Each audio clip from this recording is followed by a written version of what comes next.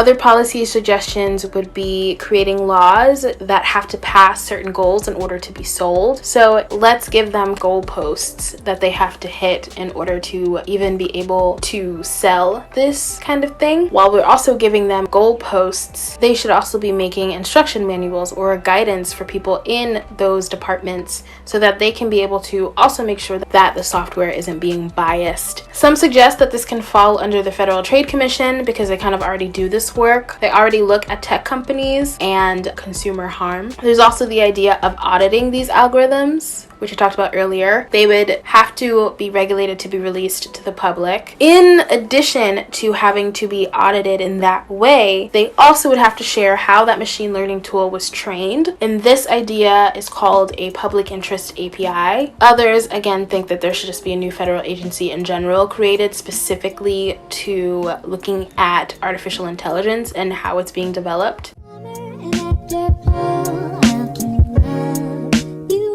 While there isn't a wide range of studies on the demographics of the artificial intelligence field, the AI field is mostly white and mostly male. This means that there are too many white people and not enough black and brown people. If we truly want to make sure that bias isn't in these systems, more black and brown folks need to be put in a lot of these positions. And yes, Wells Fargo, there are so many black and brown people that are more than capable of being able to do work. Employing black and brown people could maybe be able to also lessen the facial recognition software inaccuracy for black and brown people. The data for Black Lives coordinates around 4,000 software engineers, mathematicians, and activists in universities and community hubs. In Atlanta, they're training people who have spent time in jail to do data science so that they can play a part in improving the technologies used by the criminal justice system, which is amazing. Another thing is maybe changing the algorithm itself. Some folks want to change the algorithm. So for example, if we're using risk assessment algorithms, maybe change the measure to be that for every 3 arrests for a black person, it would equal 1 arrest for every white person. Some people are uncomfortable with that because it would manipulate the data, but you're already working with manipulated data, so I don't understand what the difference is. A lot of them have also said that apparently the idea of holding members of different groups to different standards goes against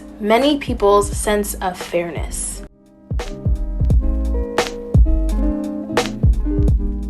So we talked about earlier about that study that was able to find out that the software that was being used actually systematically discriminated against black people, and that was based off of the way that healthcare costs were measured using that machine learning tool. So the researchers in this study, when they reported their results to the developers of the algorithm, and they're called Optum, the company repeated their analysis and found the same results. One of the researchers actually worked with them without pay to fix this issue. He and his team were able to find other ways to determine if somebody needs extra medical care outside of healthcare costs. With that tweaked algorithm, they found that these changes reduced bias by 84%. I also read that that company decided to not really use it because they didn't feel comfortable. They felt it was too biased.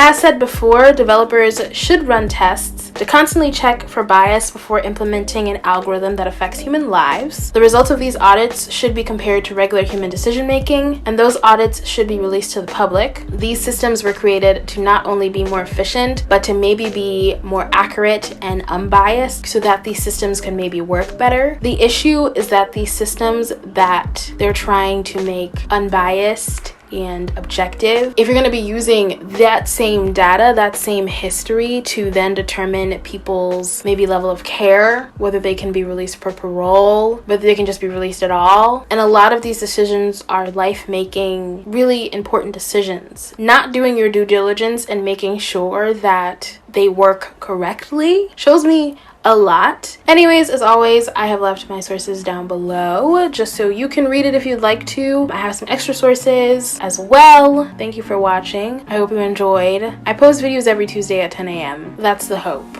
So I'll see y'all. Bye.